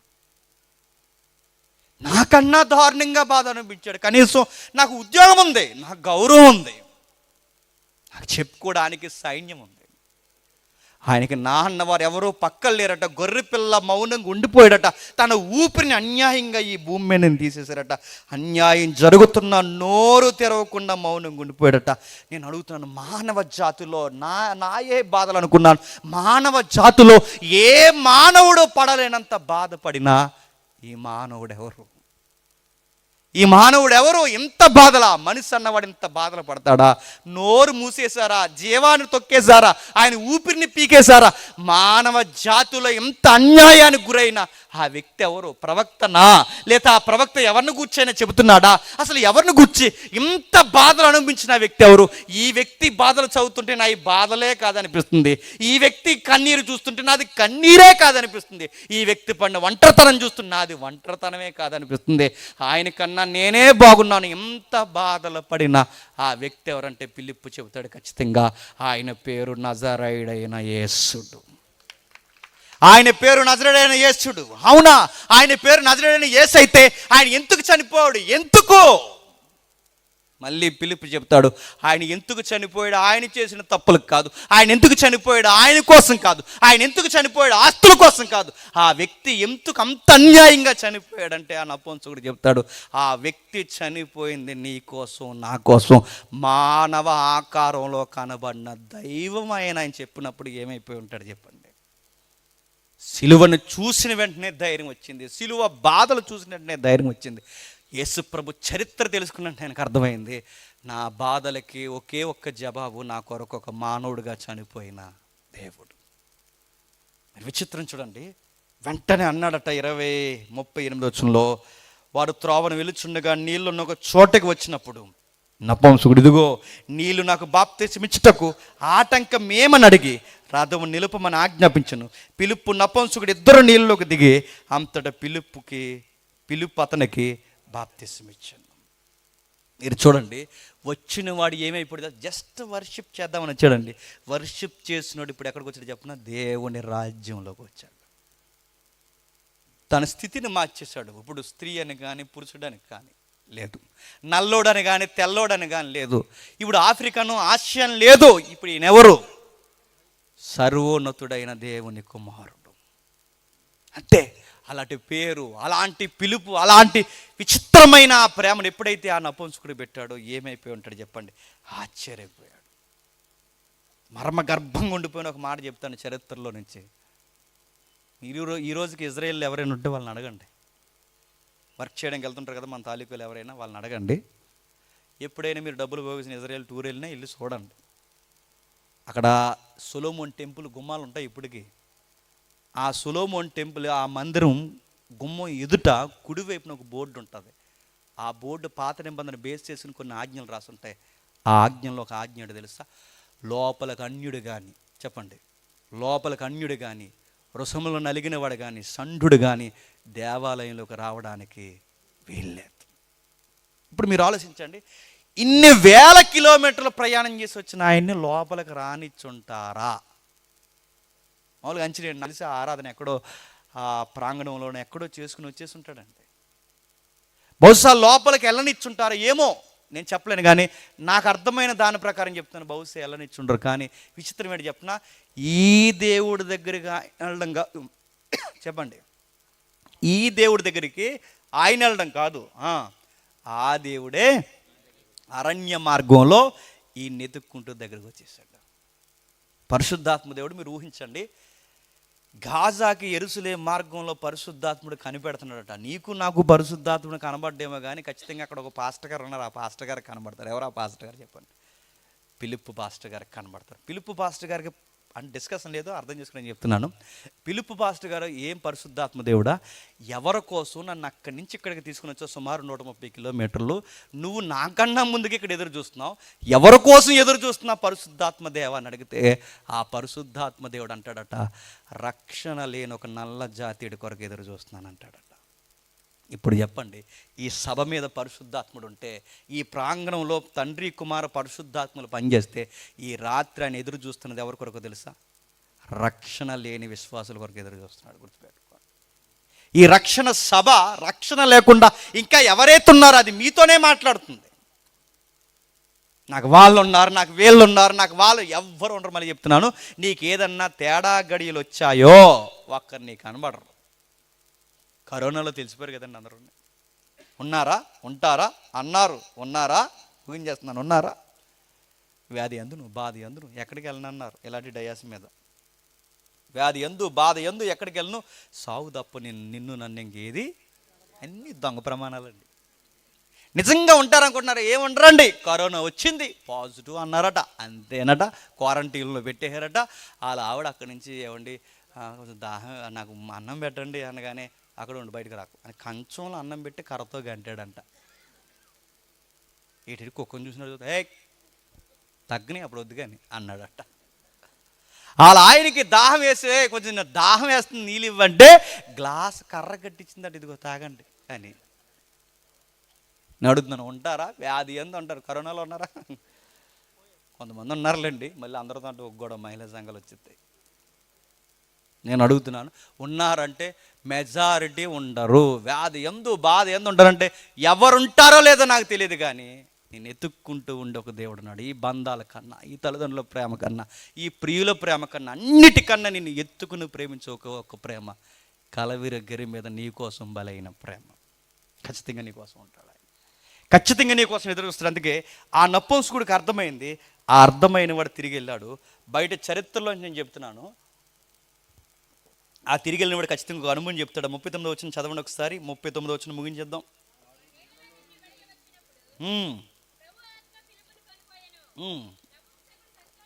నపుంసకుడు సంతోషించుచు తన త్రోవను వెళ్ళెను, మరి పిలుపుని ఎన్నడూనూ చూడలేదు. అంటే మీరు చూడండి, ఒక వింత. అప్పటి వరకు మాట్లాడిన పిలుపు ఏమైపోయాడట? సడన్గా కొనుక్కోబడ్డాడు. ఎలా తెలియదు, ఎక్కడికి వెళ్ళాడో తెలియదు. అదొక వింత. ఈ వింతలన్నీ చూశాడండి ఆ వ్యక్తి. ఆ ఖండాలు దాటొచ్చి ఆ దేవుడి దగ్గర నేను వెళ్ళడం కాదు, ఆ దేవుడే మార్గంలో ఎత్తుక్కుంటూ చెప్పండి నా దగ్గరికి వచ్చేసాడు. వెళతాడు. ఇప్పుడు 6000 కిలోమీటర్లు ప్రయాణం చేశాడుగా, 6000 కిలోమీటర్లు ప్రయాణం చేసి వెళ్తాడు. ఖచ్చితంగా ఒకళ్ళు అడుగుతారు ఆయన్ని. ఎవరు చెప్పండి? మేడం గారు అడుగుతారు, ఏవయ్యా మాట్లాడే దేవుడని వెళ్ళో చెప్పండి, మాట్లాడా అని అడుగుతాడు. ఖచ్చితంగా ఆవిడ అడిగినప్పుడు ఈయన ఏం చెప్పుంటాడు చెప్పండి? ఎస్ మేడం జీ మాట్లాడాడు. ఎంత మాట్లాడాడో తెలుసా? నన్ను ఎంత ప్రేమించకపోతే నా కొరకు ఒక సేవకుడిని పరిగెట్టించి తీసుకొచ్చాడు. ఎంత మాట్లాడాడో తెలుసా? ఆ గ్రంథంలోంచి చదువుతుంటే నా కొరకు బలైపోయానని మాట్లాడాడు. ఎంత మాట్లాడాడో తెలుసా? నేను చూస్తుండగా ప్రత్యేకంగా నా కొరకు ఒక ఉన్నతమైన సేవకుడిని పంపించి నా పని వెంటనే నేను చూస్తుండగానే చెప్పండి కొనిపోయాడు. ఎన్ని అనుభవాలు జరిగాయి మేడంజీ. నేను ఎక్కడో చదివిన చరిత్ర నేను చెప్తున్నాను. 1984 వరకు ఇథియోపియా సింహాసనం, బాగా వినండి, 1984 అంటే ఈ ఈవెంట్ తర్వాత 1984 ఈ ఐథియోపియా సింహాసనం పేరట కందాక ఉండేది కదట. దీని తర్వాత మారిన పేరు యోధా గోత్రపు సింహాసనం. ఇథియోపియా 1984 ఇథియోపియా చిట్ట చివరి రాజు చనిపోయే సమయానికి, ఒక చరిత్రలో ఎక్కడో నేను చదివినట్టు గుర్తు, ఆ చిట్ట చివరి రాజు చనిపోయే సమయానికి ఆ సింహాసనం పేరు కందాక అనే పేరు మారిపోయి యోధా గోత్రపు సింహాసనం అని రాశారు. విచిత్రం ఏంటి చెప్పనా? ఒక్కసారి యెరూషలేముకి వెళ్ళి ఆరాధించుకుని వస్తే ఏం మార్చేశాడండి? తన సాక్ష్యం మార్చేశాడు, తన స్థితిని మార్చేశాడు, తన ఖండంలో సువార్త విత్తనం వేశాడు. చరిత్ర ప్రకారం తన రాణి సింహాసనం పేరు మార్చేశాడు. ఒక్కసారి చర్చికి వస్తేనే ఎంత మారిపోతే మీరు ఎన్ని సంవత్సరాల నుంచి వస్తున్నారు చెప్పండి చర్చికి? వస్తారు, ఫ్యాన్ ఎక్కడ ఉందో చూసుకుంటారు. ఆ ఫ్యాన్ సరిగా లేకపోతే ఏదో ఫోన్ వచ్చినట్టు అర్జెంటుగా ఎవరో పిలిచినట్టు లేచి వెళ్ళిపోతారు. కొంతమంది ఉంటారు, పిల్లల్ని గిల్లెత్తారు ఏంటి నాకు తెలియదండి, త్వరగా ముగించి అన్నట్టు. కొంతమంది ఉంటారు, గోళ్ళకి జారబడతారు, ఇలా కూర్చుంటారు, ఫోన్ నొక్కుంటారు. అక్కడ ప్రసంగి ఇక్కడేం బలలు కొట్టేసి ఆయన చెప్తుంటే ప్రసంగం 7 సేవలే అన్నట్టు అలా ఉలుకుండదో పలుకుండదో స్పందన ఉండదు. అడుగుతున్నాను, అదో రకంగా చూస్తారు. 7 సేవ అంటే వాళ్ళు ఏదో ఊహించుకుంటారు అన్నమాట లోపల. ఇలా దొండం దాంతో ఏం కాంబినేషన్ తిన్నా ఇవన్నీ ఊహించుకుంటారు అనుకుంటాను. సండే వస్తారని అడుగుతున్నాను. ఇన్ని సంవత్సరాలు చర్చికి వస్తున్నావు, ఒక్కసారి మందిరానికి వస్తేనే తన చుట్టూ వాతావరణం మార్చేస్తే ఇన్ని సంవత్సరాల నుంచి వస్తున్నావు, నువ్వే మారావా? నీ ఈదులో ఇంకా తిరిగిపోతున్నారు, నీ ఇంట్లో ఇంకా మారు మనసు లేని, నీ ఇంటి చుట్టూ ఎందరో నీకు కనబడుతున్నారు, నీ స్నేహితులు నీ జాగాలో ఎంతోమంది ఉన్నారు. నిన్ను బట్టి వీళ్ళు ఏమన్నా మారే అవకాశం ఉందా? ఎరా అన్నీ మానేసి చర్చికి వెళ్ళిపోతావు, ఆదివారం ఏంట్రా ప్రత్యేకత అన్నప్పుడు ఆ దేవుడు మాట్లాడతాడు రా, నువ్వు కూడా ఒకసారి రారా అని ఎప్పుడన్నా సాక్ష్యం ఉందా? పాస్టర్ గారు మాట్లాడుతుంటే ఇవిడ అందంట, ఏవే పెద్దమ్మ మానేసి ఆ చర్చికి వెళ్ళిపోతున్నావే అని అడిగితే ఈ పెద్దమ్మ అందంట, అత్తమాల ఏళ్ళు నా ఏపికే ఎత్తుతున్నాడు అందంట. ఇంకా ఏలెత్తకూడదు, నీకు ఏలెత్తకూడదు, ఏమనకూడదు, ఏమన్నంటే మానేస్తారు, బెదిరించి మరీ మానేస్తున్నారు ఈ మధ్య. ఎందుకంటే ఈదికి 70 సంఘాలు ఉన్నాయి, ఎందుకు మానేరు అడుగుతాను. ఏమనకూడదు అంటున్నాను. మాట్లాడే దేవుడు నిజంగా ఈరోజు ప్రసంగం నాతోనే మాట్లాడాడు, దేవుడు నన్ను గద్దించాడని ఒప్పుకునే విశ్వాసం ఉన్నారా? మీటింగ్ అయిన తర్వాత మరి ఉందో లేదో నాకు తెలియదు, కానీ మీటింగ్ అయిన తర్వాత ఓత్ ఆఫ్ థ్యాంక్స్ చెప్తారు కదండి, ఒక్కరిని మర్చిపోమని చెప్పండి, అయ్యిందే. ఇంకా రేపు నుంచి గుసగుసలు, కాగితాలు ఎత్తిన వాళ్ళతో సహా జ్ఞాపకం చేసుకోవాలి, లేకపోతే ఎంత గొడవ అయిపోద్దు. నేను అడుగుతున్నాను, ఇవి వద్దండి, వదిలేండి. చాలా దిగువ స్థాయిలో ఆలోచించేది, పేరు పిలవలేదు, పాట ఇవ్వలేదు, మమ్మల్ని గుర్తించలేదు, మైక్ మీద పేరు రాయలేదు, పేన మీద పేరు రాయలేదు, ఈయన అడుగుతున్నాను. చాలా లో లెవెల్ స్టాండింగ్లో ఆలోచించడం అనమాట. ఇలాంటివన్నీ వద్దండి. ఈ దేవుడు మాట్లాడేది ఈరోజు నిజంగా దేవుడు నాతో మాట్లాడాడని మాత్రమే రా, అది మాత్రమే నేర్చుకో. ఈ ప్రసంగికుడు ద్వారా ఇదిగో ఈ రాత్రి నాతో మాట్లాడు, ఈ ఆదివారం నాతో మాట్లాడు, ఈ సంఘంలో నాతో మాట్లాడు, ఈ మొక్క నేర్చుకుని ఇంటికి పో, నీకు మేలుకరంగా ఉంటుంది. ఒక్కడిని ముగించేస్తున్నాను. ఆ ఒక్కడికి ఒకే ఒక్క పుస్తకం ఉందంట. ఆ పుస్తకం పేరు చెప్పండి. యెషయా గ్రంథం. మనకెన్ని పుస్తకాలు ఉన్నాయి చెప్పండి? అడుగుతాను. ఒక్క పుస్తకం చదివితేనే ఇంత రివైవల్ తీసుకొస్తే 66 పుస్తకాలు నీలో నాలో ఇంకా లేదు రివైవల్. ఒక్క పుస్తకంతోనే అంత రివైవల్ తీసుకొస్తే నీకు 66 పుస్తకాలు ఇచ్చాడు. ఊరికి రివైవల్ తీసుకొస్తావు లేదో నాకు తెలియదు, కానీ నీలో అన్న ఉద్యమం స్టార్ట్ అయిందా? స్టార్ట్ అవ్వదు. ఎందుకంటే నువ్వు చదివి ఎడితే స్టార్ట్ అవుద్ది. నువ్వు చదవాలని మళ్ళీ ప్రత్యేకమైన ఏదో ఒక పరిస్థితులు వస్తే కానీ చదవు. బైబిల్ చదివితే అడుగుతున్నాను, నువ్వు మారుతావు, నీ చుట్టూ ఉన్న వాళ్ళని కూడా చెప్పండి మారుస్తావు, నీ చుట్టూ ఉన్న వాళ్ళకు కూడా దీవెనకరంగా మారిపోతావు. ఒక్క పుస్తకం ఉంటే అంతమందిని మార్చాడు. మళ్ళీ అడుగుతున్నాను, ఆ ఒక్కడికి ఆ రోజులు ఎన్ని చర్చిలోనే చెప్పండి? ఒక్కటే చర్చ్, అది ఖండం దాటెళ్ళాలి. ఎక్కడికి వెళ్ళాలి? ఖండం దాటెళ్ళాలి. నీ చర్చ్. నేను అడుగుతున్నాను, నువ్వు చర్చికి వెళ్ళాలంటే ఆదివారం ఈ ఖండం దాట ఖండం వెళ్తావా? నీ చర్చ్ ఎక్కడ చెప్పినా ఈ వీధి దాట ఆ వీధికి వెళ్తుంది. ఆ వీధి దాట ఆ వీధికి వెళ్ళడం టయానికి వెళ్తావా? ఇందాక వాస్తాన్ని అంటున్నాడుగా, ఇంకా ఎవరులే ప్రసంగం మళ్ళీ 70 లెక్కలు దీనికి. వెళ్తావు, టయానికి వెళ్ళో. ఒక్క చర్చిలో ఆరాధించుకోవడానికి ఖండం దాటొస్తే నీకు ఇక్కడ ఈది దాటితే నీకు చర్చ్ వస్తుంది. ఆ చర్చికైనా వెళ్తావా? వెళ్ళో. ఎవరో పాస్టర్ గారు అన్నారు, ఎందుకు ఇవాళ చర్చి మానేశారంటే అన్నారట, ఈరోజు ఉష్ణోగ్రత ఎక్కువ ఉంది అందుకే మానేసామన్నారట.